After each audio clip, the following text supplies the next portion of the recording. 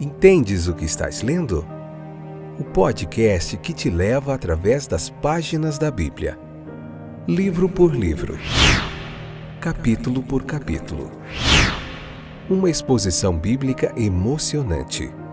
Aperte os cintos e embarque comigo nesta viagem.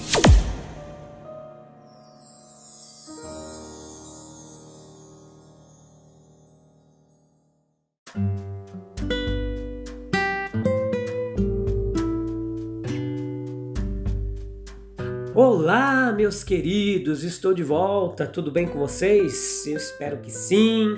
Eu sou o Fábio e esse é mais um dia especial. Mas por quê? Porque Deus tem criado esse dia para nós. Nós acordamos, nós se levantamos, nós estamos respirando, o coraçãozinho está batendo. Tudo isso é motivo de gratidão, não é verdade? Embora as lutas sejam verdadeiras, o Senhor tem cuidado de nós, tem nos ajudado a superar todas as nossas dificuldades.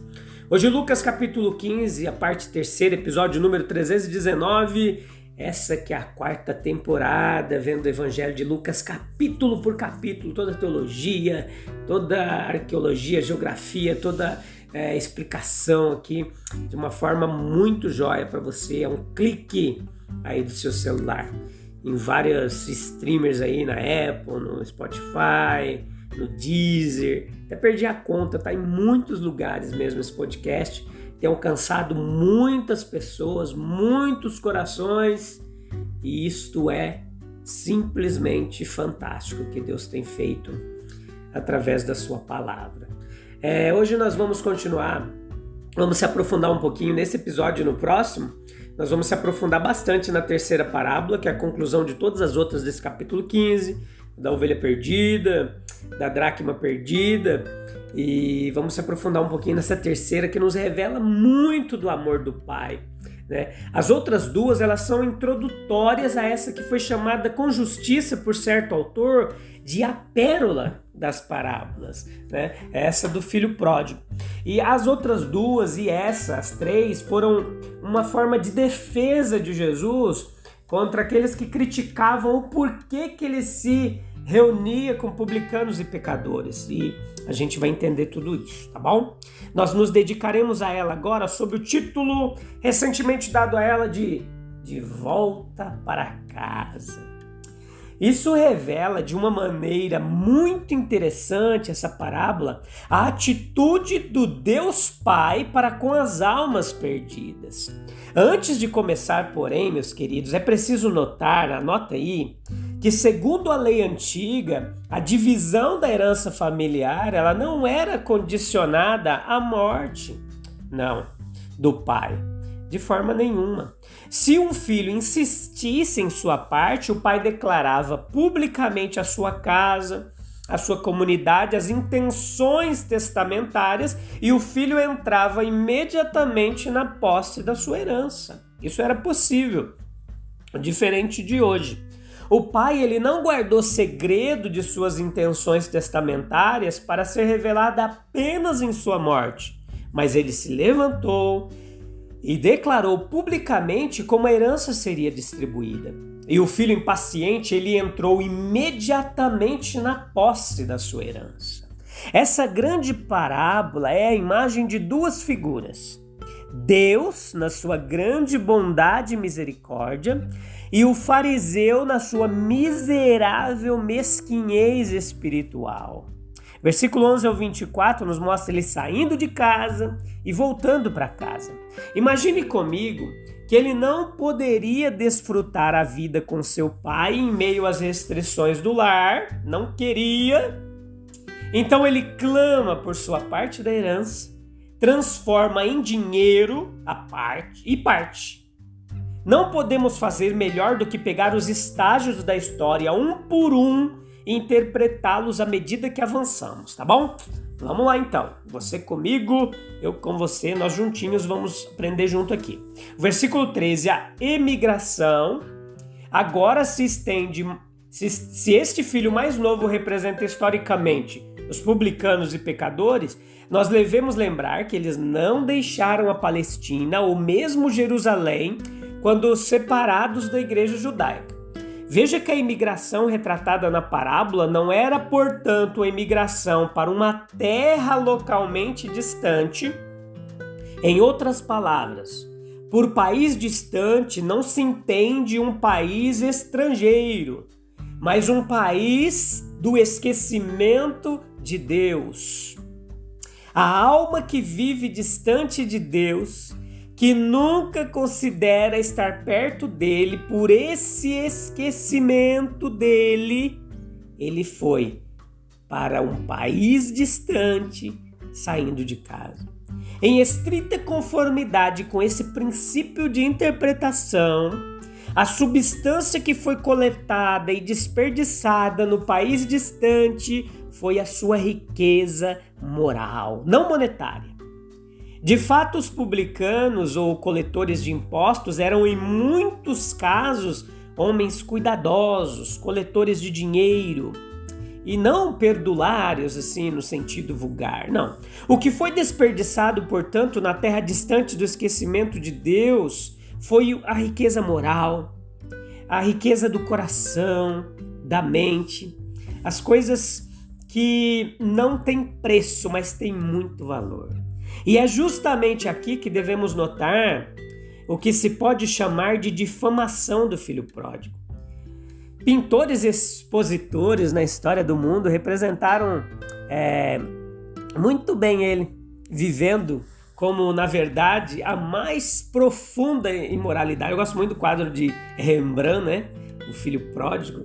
É um quadro muito legal, até tem um escritor que escreveu um livro muito bom, agora eu não lembro do nome, mas é um livro fantástico sobre esse quadro, sobre o Filho Pródigo. Na hora que eu lembrar, eu falo para vocês. Esta foi a linha adotada também pelo irmão mais velho, que representou o seu irmão como tendo devorado a vida do pai com prostitutas. Nós devemos expor isso com muito cuidado e saber que o filho pródigo, ele não atingiu a esfera da sensualidade até que ele invejasse os porcos. E então, só aí então, ele entrou nela pela mente. É quando notamos quão cuidadosamente o nosso Senhor construiu a parábola. Lembrei agora do nome do autor, é Henry Nouwen. O Filho Pródigo. Vale a pena você ler esse livro. Você encontra aí na internet em formato PDF. É altamente recomendado. Ele explica essa parábola e é muito joia mesmo, partindo do quadro de Rembrandt. Então, veja que representa a terra do esquecimento de Deus. Tudo isso aqui. Ok, vamos lá, vamos prosseguir. O nome do livro é O Retorno do Filho Pródigo, tá bom? Não é só o Filho Pródigo, não. É O Retorno do Filho Pródigo, baseado no quadro de Rembrandt por Henry Nouwen. Tá bom? Vamos continuar. Então veja que a fome, versículo 14, é o segundo estágio, né? Vamos voltar aqui onde a gente parou. Representa a fome do coração e da mente que vem sobre a alma, que se esquece de Deus e toma rumos mundanos. Veja que a fome, ela é o vazio absoluto do coração que se instala sobre ele. Ele começa a perceber o que perdeu ao deixar Deus. Os versículos 15 ao 16, nós vemos o esforço após a recuperação. O mundano faminto, ele se entrega ao trabalho, torna-se um porqueiro. Lembre-se que essa era uma ocupação ilegal e abominável para um judeu. O nosso Senhor tocando tão gentilmente na questão da agricultura dos impostos para Roma, pelos publicanos, e descobre que não há regeneração real a ser encontrada no trabalho. Veja que ele, em sua total falta de satisfação, deseja poder satisfazer a sua alma como os porcos satisfazem a sua natureza. Versículo 17 e 19 nos apresenta um retorno da razão. Parece que ele cai em si. Quando ele está no seu isolamento, ele começa a ver que todo o esquecimento passado de Deus, ele foi um erro. Ele estava louco para fazer aquilo que ele fez e que em sã consciência ele agiria de forma diferente. Então veja que ele começa em momentos sãos a refletir sobre a casa do Pai, quão bom é um Deus, mestre, e que a melhor coisa a fazer é voltar, confessar sua falta e obter o lugar na casa de Deus que ele pode, isso é, arrependimento, a lembrança de Deus e como pecamos contra ele. Veja ele voltando no verso 20, no 21 e as boas-vindas. A resolução de voltar para casa deve ser posta em prática. A esperança pode ser apenas para um lugar de servo, mas é bom começar a jornada de volta para testar e provar a bondade de Deus. Veja que nas boas-vindas o pai estava atento ao filho. No momento que ele começa a jornada, a compaixão do pai, ela se torna avassaladora. Ele corre, cai no pescoço do filho pródigo e o beija. Essa cena, toda vez que eu medito nela, me dá vontade de chorar, gente, sinceramente. Quando o filho de coração partido, ele derrama o seu arrependimento, porque eu me vejo muito, aqui nessa figura do filho sendo abraçado pelo Pai, por Deus. Quando o filho de coração partido, ele derrama o seu arrependimento, dizendo que ele não é mais digno de ser chamado de filho. Ele é recebido pelo Pai de boas-vindas com um abraço apaixonado e aquecido. Dessa maneira mais bela, o nosso Senhor, ele traz à tona o anseio de Deus pelas almas perdidas e o seu intenso deleite quando elas retornam a ele. E aí há uma festa, uma alegria, versículos 22 e 24. Ordens são dadas aos servos para tirar os seus trapos, colocar sobre ele a melhor roupa, um anel em sua mão como sinais de sua posição como filho de seu pai, e sapatos em seus pés, e para preparar o bezerro cevado e ter uma festa alegre. Dessa forma, o nosso Senhor indica a alegria que enche o coração de Deus e dos anjos e o da própria alma. Quando essa volta para Deus é de fato uma alegria indizível, cheia de glória. Esses são os estágios na história de uma alma, quando ela passa da terra distante do esquecimento de Deus para Deus, e então ela volta para o seu abraço aconchegante. E o filho mais velho que fica em casa, mas nunca está feliz, versículos 22 ao 32, nós voltamos para a imagem dos fariseus e dos escribas representado no irmão mais velho aqui, no disfarce do irmão mais velho. Esses homens nunca saíram da igreja, sempre se apresentavam no templo, mas nunca foram felizes na sua religião, porque eles estavam nominalmente em casa, meus queridos. O filho mais velho ainda não está em casa. O filho mais velho estava sempre trabalhando no campo, mais feliz, longe do pai. Sim, tinha um espírito de justiça própria que é, na verdade, um espírito de isolamento. O filho mais velho era realmente tão esquecido de Deus quanto o mais novo, só que o esquecimento tomou uma forma diferente. E quando a festa em casa acontece, ele fica afligido, fica dodói. Versículos 26 e 30, ele primeiro pede uma explicação para a alegria incomum. Então, quando ele obtém, ele explode num ataque de censura do personagem mais exagerado, no qual ele acusa o pai de favoritismo, receber seu filho rebelde, e diz: eu não vou participar de tal festa. Se recusa a participar. Como isso expõe o espírito sombrio e farisaico que com alguns passa sobre o nome de religião.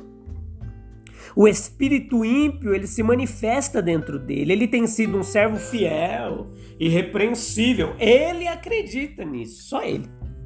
E toda a sua ideia de alegria está longe do pai. Ele está no primeiro estágio do irmão mais novo. Isso é muito sério. Ele é incapaz de perceber como é bom alegrar-se com o retorno dos perdidos. As afirmações do pai são vãs, embora devessem ter sido convincentes.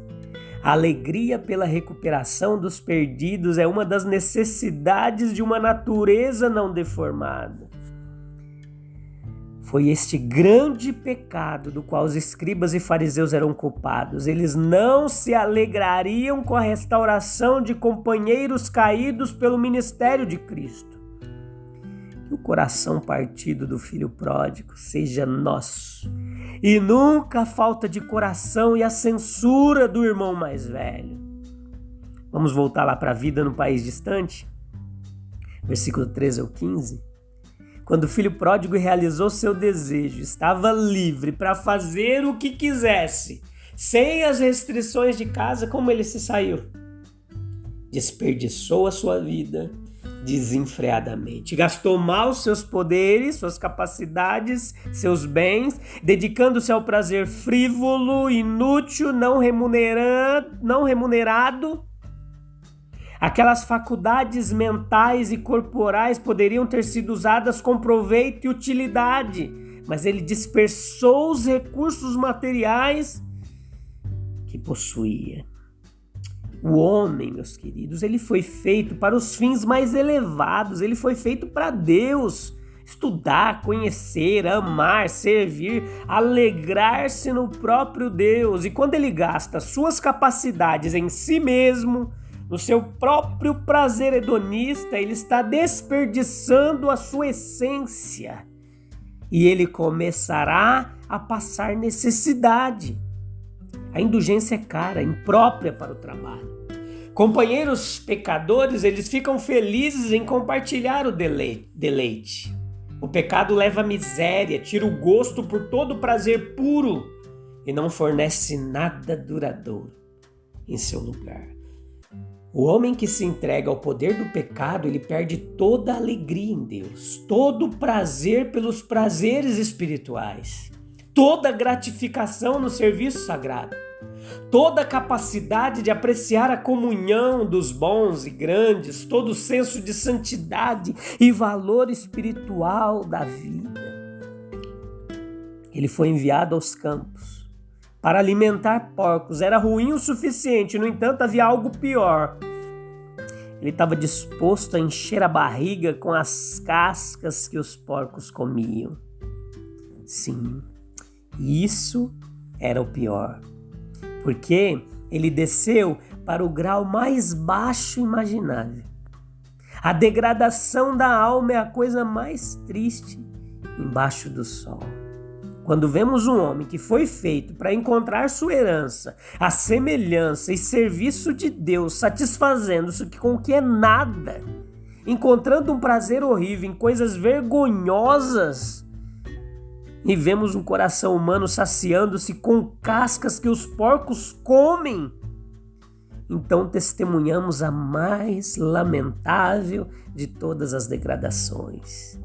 Assim é a vida no país distante. Distância de Deus significa desperdício, carência, degradação. Há um caminho de retorno, mesmo daquela terra estranha, daquela propriedade maligna. Quão sábio é nos colocarmos fora do perigo destes terríveis males, conectando-nos imediatamente com Jesus Cristo. Aonde você tem habitado? No país distante de Deus ou próximo de Deus? Pense nisso e volte no próximo episódio para nós concluirmos esse capítulo 15 que está demais, muito joia mesmo. Deus abençoe, se encontra em breve. Tchau, tchau.